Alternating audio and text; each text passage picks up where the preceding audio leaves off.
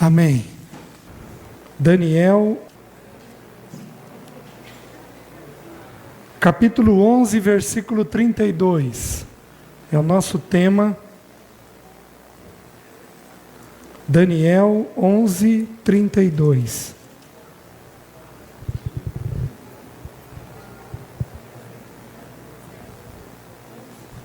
Daniel, capítulo 11, versículo 32.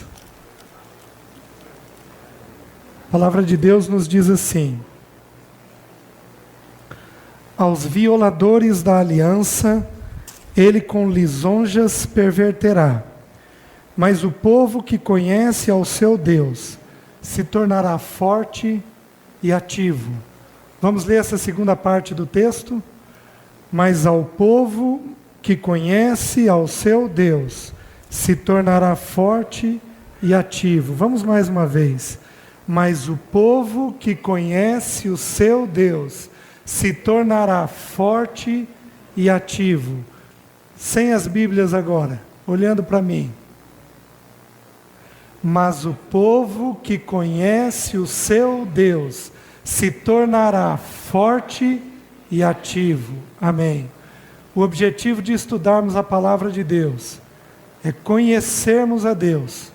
Porque quando nós o conhecemos, nós nos tornamos fortes e ativos. Amém? Amém. Amém, Senhor.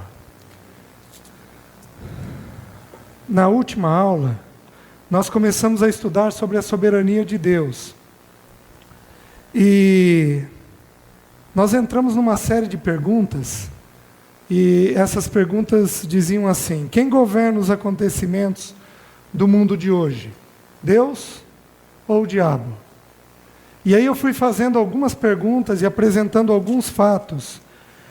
Eu pedi para os irmãos, para nós olharmos o mundo, as coisas do mundo, aquilo que a gente vê no mundo, e quando a gente olhava estas coisas, dava a impressão de que quem governava? Deus ou o diabo? Porque aparentemente o mundo está um caos. Quem governa? Deus ou o diabo? Aí nós avançamos um pouco mais. Nós olhamos para dentro da igreja. E nós começamos a ver e a reparar os problemas que as igrejas têm hoje.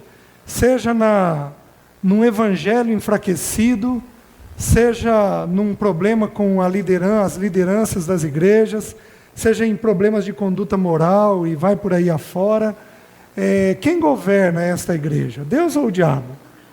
Em muitas igrejas parece que o mundo está dentro da igreja, tomou lugar, e nós temos práticas dentro das igrejas que são práticas muito semelhantes ou que concorrem àquilo que o mundo faz. Afinal de contas, quem governa? A igreja. Deus ou o diabo? Foi a pergunta. E nós fomos um pouquinho mais na frente, nós olhamos a atitude das pessoas de uma forma geral. Uma atitude de irreverência, insubordinação, valorização da livre vontade, e a gente olhou uma série de coisas que são feitas em cima disso, onde as pessoas não têm mais respeito algum, seja no ambiente da família, seja no ambiente da igreja, seja nas instituições de uma forma geral. E aí fica a pergunta: quem governa? Deus ou o diabo? E eu gostaria hoje de começar a responder esta pergunta através de alguns textos bíblicos, para nós entendermos a questão da soberania. Queridos, abramos nossas Bíblias em 1 Timóteo, capítulo 6. 1 Timóteo, capítulo 6.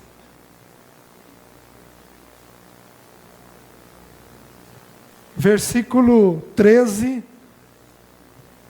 Timóteo diz assim: exorto-te perante Deus, que preserva a vida de todas as coisas, e perante Cristo Jesus, que diante de Pôncio Pilatos fez boa confissão, que guardes o mandamento imaculado, irrepreensível, até a manifestação de nosso Senhor Jesus Cristo, 1 Timóteo 6,15 agora.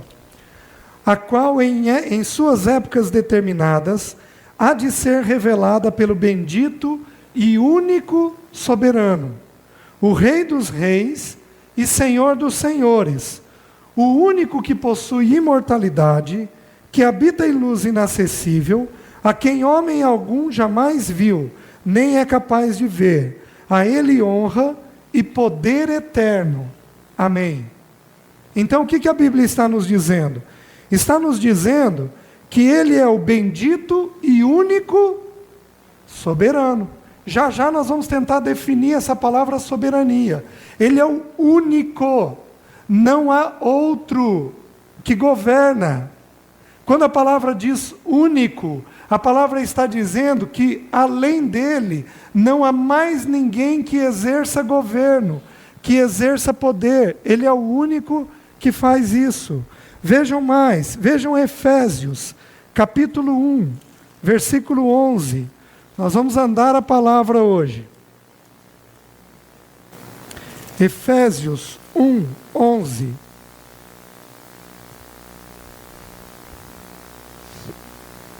A palavra diz assim: nele digo, no qual fomos também feitos herança, predestinados segundo o propósito daquele que faz todas as coisas conforme o conselho da sua vontade. Queridos, Deus faz tudo conforme o conselho da vontade dele. Nada foge à vontade dele. Se nós dissermos que Deus concorre com qualquer pessoa, em qualquer situação, nós estamos dizendo que Ele não é Deus. Ele faz todas as coisas conforme o conselho da sua vontade. É interessante, as primeiras vezes que eu comecei a me deparar com os textos que falavam sobre a soberania de Deus, o meu coração ficou apreensivo. Porque tem algumas coisas, muitas coisas, que não vão depender de mim, vão depender unicamente de Deus. Então o meu coração ficava apreensivo. Eu cresci num ambiente de origem católica, que me ensinou que se eu insistisse para ganhar algumas coisas com Deus, eu ganharia aquelas coisas. Então eu fui ensinado a ir, a brigar, a pedir, a desejar, a querer. Eu fui ensinado neste ambiente. Agora, queridos, há muitas coisas que não estão sob o governo de ninguém, a não ser de um só. Aquele que faz todas as coisas conforme o conselho da vontade dele. Então tem algumas coisas, quando a gente olha a soberania de Deus, assusta o nosso coração a princípio. Por quê? Porque eu não vou reger determinadas coisas. Eu não vou controlar determinadas coisas. Agora, queridos, em contrapartida, que descanso dá saber que é Ele quem governa. É muito melhor Ele governar do que eu. Se eu governar, eu vou meter os pés pelas mãos. Mas se Ele governar, segundo o conselho dEle, segundo a orientação dEle, o nosso coração pode encontrar descanso. Porque Ele é um Deus amoroso, fiel, justo, que vai fazer a vontade dEle segundo o amor, a fidelidade, a justiça dEle. Então, a princípio, eu me assustei. Mas quando eu comecei a ser ministrado pelo Espírito, então eu entendi que era muito melhor confiar no Deus que Ele é, do que confiar naquilo que eu posso fazer. Pensa na sua vida. Se você for educar os seus filhos de novo, você faria do seu jeito? E se você tivesse uma terceira ocasião, possivelmente você ainda mudaria muitas coisas na terceira ocasião. Queridos, é melhor do jeito dele do que do nosso jeito, porque a vontade dele é uma vontade boa, perfeita e agradável. A nossa não. Então a finalidade do estudo da soberania de Deus é ensinar o nosso coração a descansar naquilo que Deus está fazendo nas nossas vidas. Vamos mais. Vejam Atos, capítulo 17. Atos, capítulo 17. Versículo 24 a 28. O Deus que fez o mundo e tudo o que nele existe, sendo Ele Senhor do céu e da terra, não habita em santuários feitos por mãos humanas, nem é servido por mãos humanas, como se de alguma coisa precisasse, pois Ele mesmo é quem a todos dá vida, respiração e tudo mais. De um só fez toda a raça humana, para habitar sobre toda a face da terra, havendo fixado os tempos previamente estabelecidos e os limites da sua habitação, para buscarem a Deus, se porventura tateando o possam achar, bem que não está longe de cada um de vós, pois nele vivemos e nos movemos e existimos, como alguns dos nossos poetas têm dito, porque dele também somos geração. Queridos, quem que dá a vida? Deus. Quem que tira a vida? Deus. E Ele delega esse poder a quem Ele quer. É uma verdade que o diabo veio para roubar, matar e destruir. E quem delegou esse poder ao diabo? Claro, tudo foi criado por Deus. Ninguém tira dele o poder da vida e o poder da morte, pois nele existimos, nele nos movemos. O que permitiu você ter fôlego de vida para viver o dia de hoje foi a graça dele. Se ele quiser, ele desliga um fiozinho em qualquer um de nós e nós somos recolhidos à sua presença, porque ele é o doador eterno da vida. Ele faz tudo, Ele governa o céu e a terra, como diz o livro de Atos, sendo o Senhor de tudo o que acontece no céu e na terra. Vamos mais. Romanos 11, 36.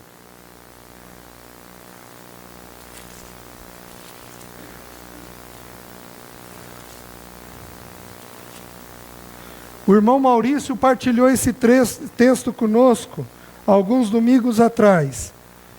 Romanos 11, 36.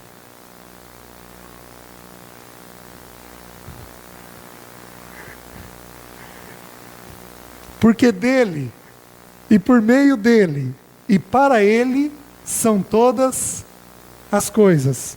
A ele, pois, a glória eternamente. Amém.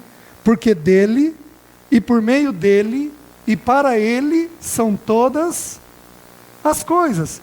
Pense numa coisa qualquer. Tudo existe para ele. Ele permite que algumas coisas sejam criadas, porque aquilo, de alguma forma, vai acabar nele, sempre na pessoa dele. Vamos mais. Tem um parágrafo que eu gostaria de ler para os irmãos. Ele diz assim: tem de ser assim, porque dele, por meio dele e para ele são todas as coisas. Contudo, quão pouco se reconhece isto hoje em dia, mesmo entre o povo de Deus. Muitos supõem que Deus é pouco mais do que um espectador distante, que não interfere de maneira direta nos assuntos da terra. É verdade, prestem atenção, é verdade que o homem tem vontade, mas Deus também tem vontade. É verdade que o homem é dotado de poder, mas Deus é o Todo-Poderoso. É verdade que, falando de um modo geral, o mundo material é regulado por leis, mas por trás destas leis está o legislador e administrador delas. O homem é somente uma criatura. Deus é o Criador. E intermináveis eras, antes de o homem ver a luz pela primeira vez, já existia o Deus forte, descrito no livro de Jeremias. E antes da fundação do mundo, ele fez os seus planos, sendo o Senhor infinito em poder, e o homem apenas finito. O propósito e o plano de Deus não podem ser resistidos ou impedidos por criaturas feitas por suas próprias mãos. Que coisa linda! Que coisa linda! O homem determina leis, mas Deus é o legislador eterno. O homem tem poder para muitas coisas, mas Deus é o Todo-Poderoso, que faz todas as coisas conforme o conselho da sua vontade. Queridos, isso tem a finalidade de nós descansarmos nele. Vejam, ao invés de começarmos com o homem, devemos sempre começar com Deus. O primeiro versículo da Bíblia diz o quê? No princípio, criou. A Bíblia começa com o homem ou com Deus? Com Deus. Quando nós olhamos a nossa vida, nós precisamos começar a olhá-la do ponto de vista de Deus para nós. Não do nosso para Ele, mas do de Deus para nós. Porque Ele é o Criador de todas as coisas, sabendo exatamente o que Ele vai fazer e como Ele vai fazer. Só há uma alternativa possível. Ou Deus governa, ou é governado. Ou impera, ou é subordinado. Ou cumpre a sua vontade, ou é impedido por suas criaturas. Em que você crê? Em que você crê? Ou ele governa, ou é governado. Ou ele impera, ou é subordinado. Ou ele faz as coisas conforme a sua vontade, ou ele é limitado pelas suas criaturas. Em que você crê? Eu sei no que eu creio. Eu sei no que diz a palavra de Deus, que Ele é o Senhor dos senhores, o único Deus, o que era, que é e que sempre será, e que faz todas as coisas na minha e na sua vida, conforme o conselho da vontade dEle. Queridos, aprendamos a olhar a nossa vida do ponto de vista de Deus, porque Ele pensou em mim e em você antes da fundação do mundo. O Salmo 139 diz que Ele nos viu a substância ainda informe no ventre de nossa mãe. Ele determinou os nossos dias, cada um deles escrito e determinado, quando nenhum deles havia ainda. Queridos, Deus determina quem seremos. Deus determina a vontade, o que Ele tem em mente para nós. Deus determina o conhecimento para nós. Agora, nós ainda vamos estudar sobre a vontade do homem. Falando sobre a soberania de Deus, nós ainda vamos estudar sobre como Deus determinou a vontade para nós. Isso vai vir lá na frente, para nós entendermos com clareza a soberania dEle. Vamos mais. Então, o que significa andar por fé? Andar por fé significa que nossos pensamentos, nossas ações, nossa vida é moldada pela palavra de Deus. Andar por fé significa que os nossos pensamentos, que as nossas ações e que a nossa vida será moldada pela palavra de Deus, por aquilo que a palavra de Deus nos ensina. Romanos capítulo 10, versículo 17.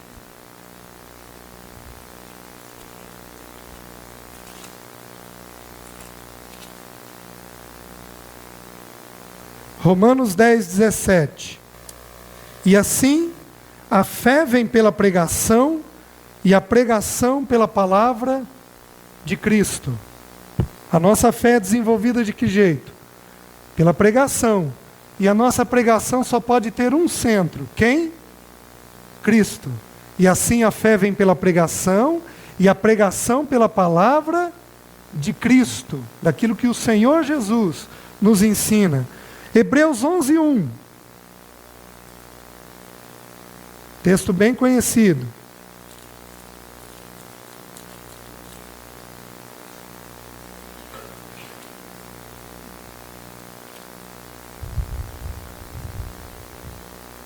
Ora, a fé é a certeza das coisas que se esperam e a convicção de fatos que se não veem. Ora, a fé é a certeza das coisas que se esperam e a convicção de fatos que se não veem. A fé, como tem sido ensinado aqui de púlpito, é uma certeza que vem pelo ouvir e não pelo ver. Nós ouvimos. A fé é a certeza das coisas que se esperam e a convicção de fatos que não se veem. Não depende daquilo que a gente vê, depende daquilo que a Escritura afirma para nós. Hebreus 11, 27.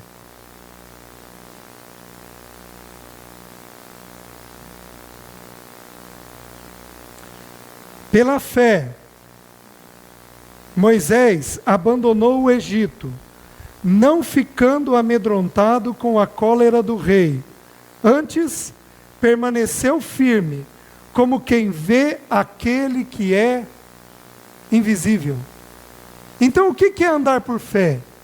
É andar por uma convicção de alguém que eu não vejo. Você viu Deus? Eu também não vi. Bem-aventurados os que não viram e creram. Eu e você somos bem-aventurados, somos felizes porque nós não vimos, mas nós cremos. Moisés não viu, mas ele permaneceu firme, como aquele que vê aquilo que é invisível, porque está dentro do nosso coração a convicção. Eu lembro de um livro que eu li muitos anos atrás, na época ainda do comunismo, época em que o Muro de Berlim não tinha caído ainda, na época da famosa cortina de ferro para os cristãos. Eu lembro de um testemunho que eu li, verídico, de uma família que foi obrigada a abrir mão do Senhor Jesus, ou eles seriam mortos. O pai, a mãe, 2 crianças pequenas, uma delas de colo. E naquela época, a maneira de se torturar, eles abriam valas com máquinas e colocavam a família ali. Você nega. Se você não negar, tua família vai morrer. Aqui, soterrada. Uma coisa absurda, doentia. E aquele homem, com o choro de um dos filhos, ele estava pronto a negar, porque foi tocado pelo filho. Pelo choro do filho. E a mulher dele chama a atenção dele, e eles permanecem firmes no seu testemunho, e ali se tornam mártires do Senhor. Queridos, por quê? Porque permaneceram firmes, como quem vê aquilo que é invisível. Não é fácil o que eles viveram, como não é fácil o que nós vivemos, porque permanecer firme, como quem vê aquele que é invisível, no meio de uma geração perversa e corrupta como a nossa, também não é fácil. Nós precisamos ter um testemunho vigoroso da presença do Senhor, uma convicção vigorosa da presença do Senhor, para nós mantermos firmes o nosso testemunho. Gostaria de ler uma outra frase. Essa me chamou muita atenção. A fé permanece firme, como quem vê aquele que é invisível, de acordo com o texto de Hebreus. A fé resiste às decepções. A fé resiste às necessidades. A fé resiste às angústias da vida, reconhecendo que tudo provém da mão daquele que é imensamente sábio para errar e muitíssimo amoroso para ser cruel. A fé olha a vida e, independente da circunstância, ela vê a mão daquele que é imensamente sábio para errar e muitíssimo amoroso para ser cruel. Deus não é cruel comigo e com você, porque Deus é amor. Deus não erra comigo e com você, porque Ele é imensamente sábio. Então, quando o nosso coração olha para as circunstâncias da vida e vê a mão amorosa, justa, fiel, cuidadosa de Deus, independente do que nos aconteça, quando nós olhamos essa mão gentil, amorosa, fiel, o nosso coração encontra descanso. Isto é andar por fé. Ver Deus nas circunstâncias da nossa vida. Ver Deus nas portas que se abrem e nas portas que se fecham.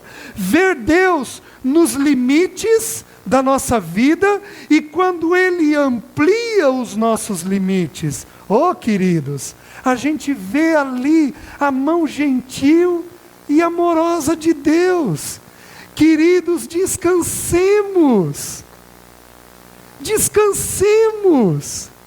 Ele é imensamente sábio para errar e profundamente amoroso para ser cruel. Ele não erra comigo e com você, mesmo nas ocasiões da vida em que a angústia nos toma, em que a solidão nos cerca, em que a confusão vem sobre nós. A mão dele é gentil e está cuidando de todas as coisas. Quando o povo aprende a descansar nele, o povo de Deus se torna forte e ativo, porque está conhecendo o caráter do seu Deus. Vamos mais. Vejam alguns versículos interessantes sobre o trabalhar de Deus sobre nós. Salmo 16, versículo 6. Um texto que eu gosto muito.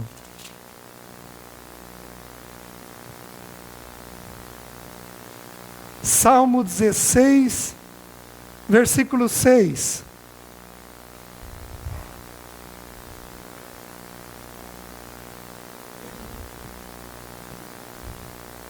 A palavra de Deus diz assim: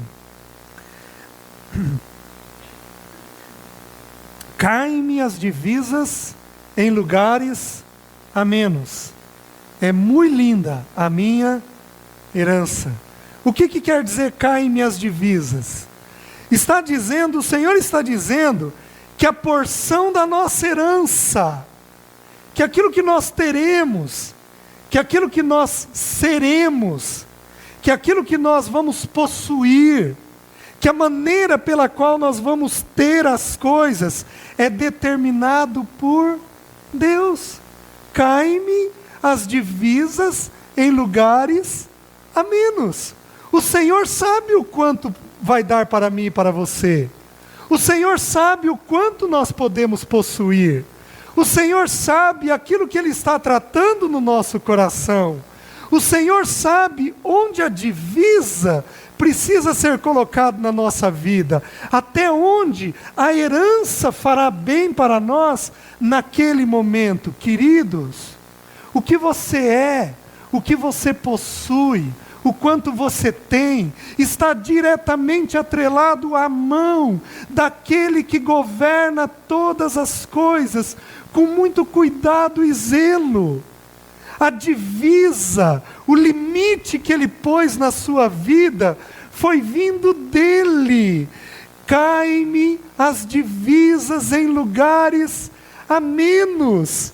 Entendamos que aquilo que Ele determina é o melhor para nós. Não adianta queremos possuir coisas que estão longe de nós, querendo ser pessoas que nós naturalmente não somos, ou ainda não estamos preparados para ser.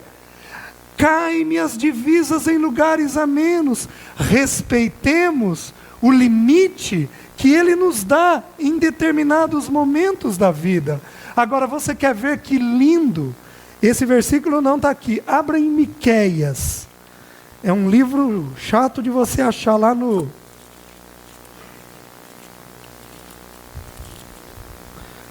Miqueias, é antes de Naum. Pronto, já te ajudei.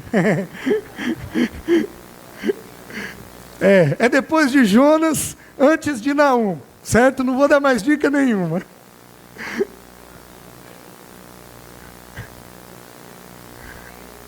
Miqueias. Oh, que coisa linda. Miqueias 7:11. Anota aí para você associar esse versículo com o Salmo 16:6. O versículo que nós vimos. No dia da reedificação dos teus muros, nesse dia, serão os teus limites removidos para mais longe. Olha que coisa linda. Caem-me as divisas em lugares amenos. E no dia que Ele nos reedifica, o que Ele faz? Amplia os nossos limites, nos dando uma porção maior, nos dando uma herança maior, nos dando uma qualidade de vida maior, nos dando às vezes um recurso maior, nos dando um cargo maior, e vai por aí afora. No dia da reedificação dos teus muros, os teus limites serão levados para mais longe.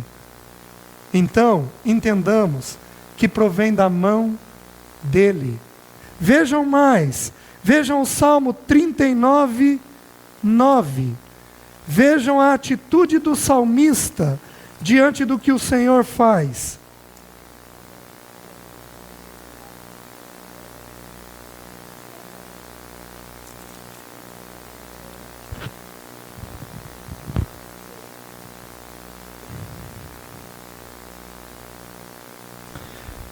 Para nós entendermos o Salmo, veja o versículo 4. Dá-me a conhecer, Senhor, o meu fim, e qual a soma dos meus dias, para que eu reconheça a minha fragilidade. Final do versículo 5. Na verdade, todo homem, por mais firme que esteja, é pura vaidade. E o versículo 9, que é o que nós queremos. Emudeço, não abro os lábios, porque tu fizeste isso. Qual é a atitude quando Ele faz?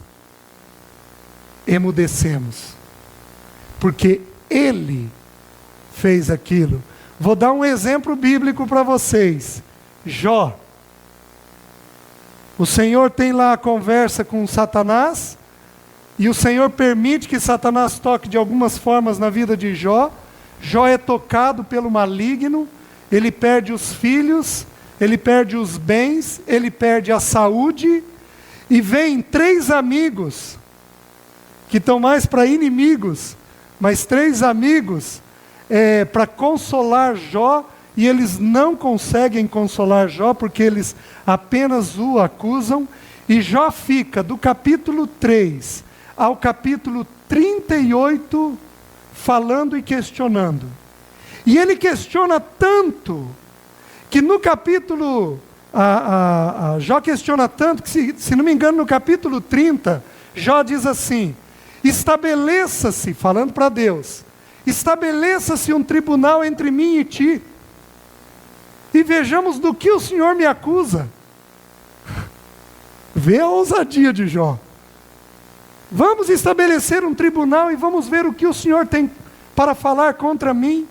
E no capítulo 38, Deus começa a falar com Jó. E qual é a figura que aparece? A figura de um redemoinho. Queridos, o que o redemoinho faz? Tira de baixo e puxa para cima. Por que Deus apareceu na figura de um redemoinho? O que Deus estava falando? Jó, eu vou te ensinar a pensar segundo o pensamento do alto. Eu vou te ensinar a entender as coisas, não segundo um pensamento terreno, mas segundo o pensamento do alto e o entendimento do alto. E aí Deus diz assim: onde é que você estava quando eu criei todas as coisas? E Deus começa a descrever uma série de coisas que Ele criou. E de repente Deus descreve assim: onde é que você estava quando eu criei o crocodilo? Você pode meter o anzol no nariz dele? Você pega ele com a sua mão e põe dentro da boca dele, Jó? Você não faz isso. E aí diz assim: por que Deus trouxe a figura do crocodilo? O Espírito Santo não faz nada à toa. Aí o Espírito diz assim, falando, porque a sua couraça é impenetrável. O que Deus estava falando a respeito de Jó? Usando a figura do crocodilo? Ô Jó, que couraçazinha que você tem, hein? Como você não deixa a minha palavra e os meus desígnios entrar dentro de você? Isso está lá no capítulo 41. No capítulo 40, no capítulo 42, Jó diz assim: uma vez falei, outra vez não falarei. Jó teve a atitude do salmista: emudeço, não abro a minha boca, porque tu fez isto. Por que nós nos queixamos de N situações, quando na verdade, se nós formos olhar com os olhos espirituais, quem fez aquilo? Deus. Emudeço, não abro os meus lábios, porque tu fizeste isso. Queridos, nós temos que ter o cuidado, o santo cuidado, de ao olharmos a nossa vida, verificarmos se a mão de Deus não está naquela circunstância, se a mão de Deus não está trabalhando através daquela circunstância, para nós não abrirmos a nossa boca de forma inadvertida, de forma errada, queixando às vezes de uma coisa que foi Deus quem trouxe ou permitiu para as nossas vidas. Emudeço, não abro os lábios, porque tu fizeste isto. Quanta tragédia acontece na minha e na sua vida, que é vital para nós melhorarmos. Quantos aqui não foram chamados em cima de uma situação de tragédia? Vamos um pouco mais. Romanos, aliás, já vimos Romanos, Isaías 55.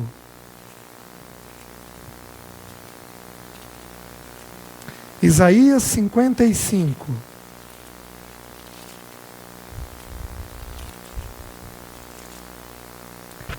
Versículo 8 e 9. Esse é um texto que deveria estar decorado em nós.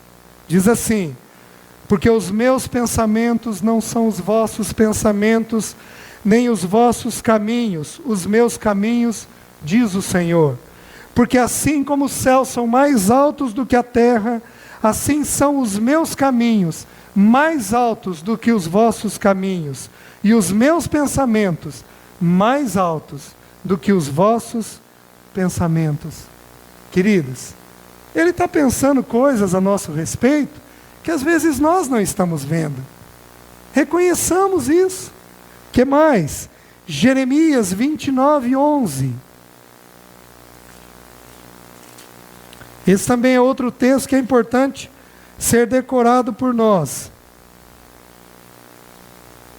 Eu é que sei que pensamentos tenho a vosso respeito, diz o Senhor, pensamentos de paz e não de mal, para vos dar o fim que desejais. Eu é que sei que pensamentos tenho a respeito de vós, diz o Senhor. Agora, quer ver que interessante? O versículo anterior, o versículo 10, fala sobre o povo no cativeiro. 70 anos no cativeiro. Quem permitiu que o povo fosse para o cativeiro? Deus.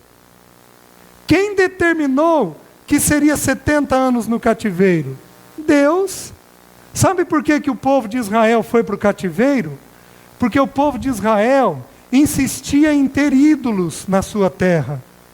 Aí, ao longo do livro de Juízes, 450 anos, Deus levantou 12 juízes para o povo desistir dos ídolos. E o povo desistia, e quando o ídolo morria, e quando o juiz morria, o povo voltava ao ídolo. Queridos, Deus tentou 12 vezes. Aí Deus falou assim: não basta mais um juiz. Vou levá-los para o cativeiro. E deixou a nação de Israel 70 anos no cativeiro. E quando Israel voltou à sua terra, voltou a Jerusalém, Israel até hoje nunca mais voltou para os ídolos. Você está numa situação complicada? Você está numa situação difícil? Às vezes, Deus tem que olhar para nós e dizer assim: preciso levá-lo para um cativeiro. 7 dias, 7 meses, 7 anos, quem sabe 70. 70 já não ia dar conta, né?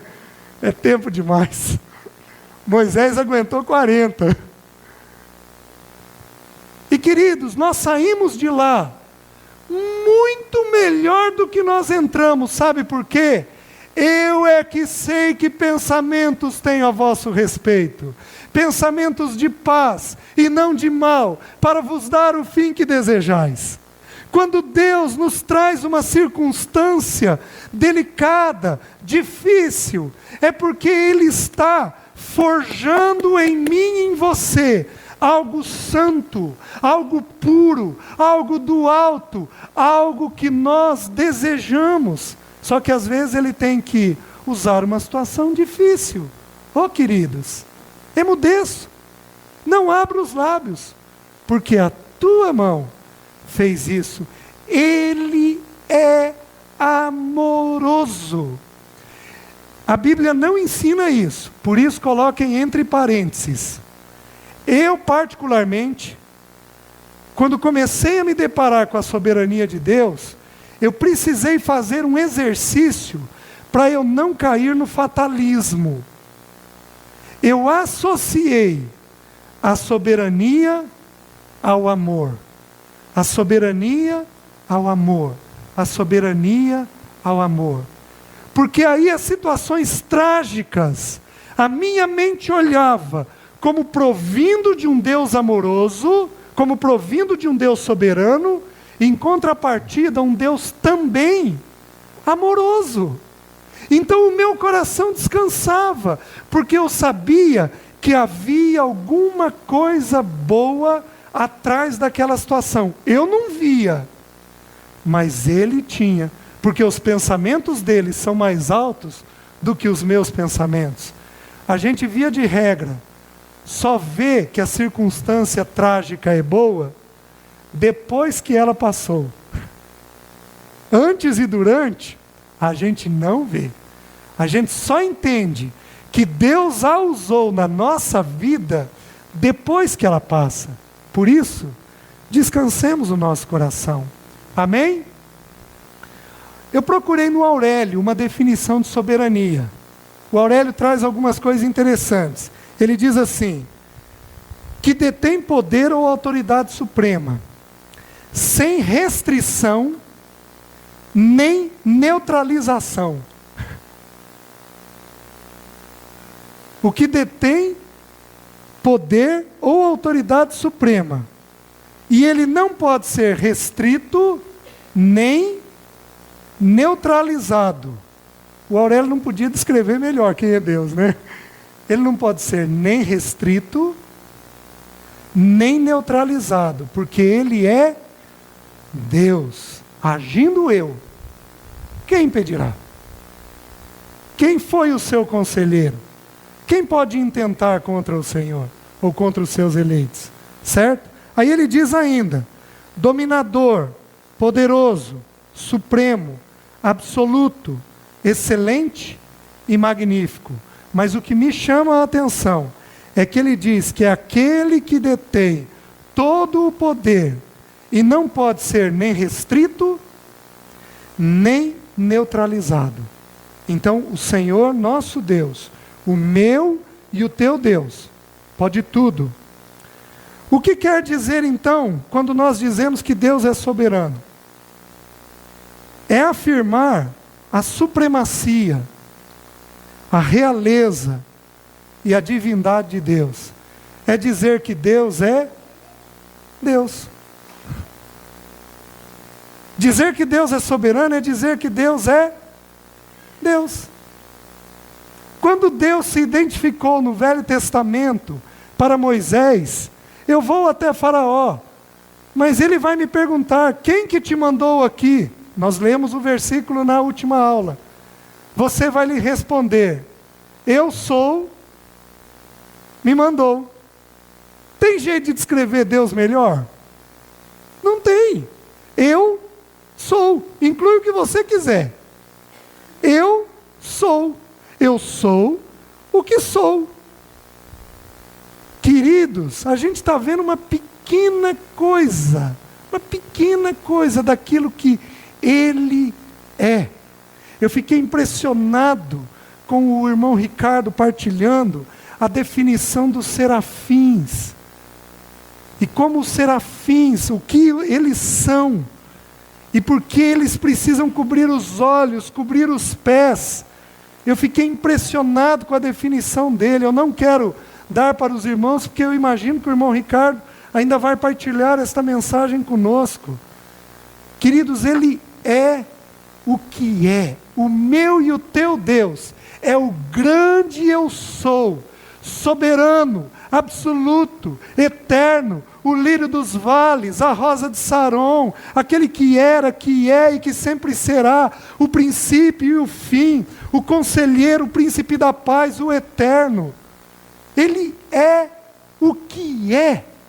Descansemos no nosso Deus, porque Ele pode tudo, Ele faz tudo, Ele é amoroso, Ele é fiel, Ele é justo, Ele é santo, Ele é bom. Ele é o que é, amoroso e cuidadoso comigo e com você. Descansemos na soberania e no poder eterno dEle. Dizer que Deus é soberano é dizer que Ele é altíssimo, onipotente, que governa as nações e que Ele é o único soberano. Mas isso tudo nós só vamos poder ver na semana que vem. Amém? Amém.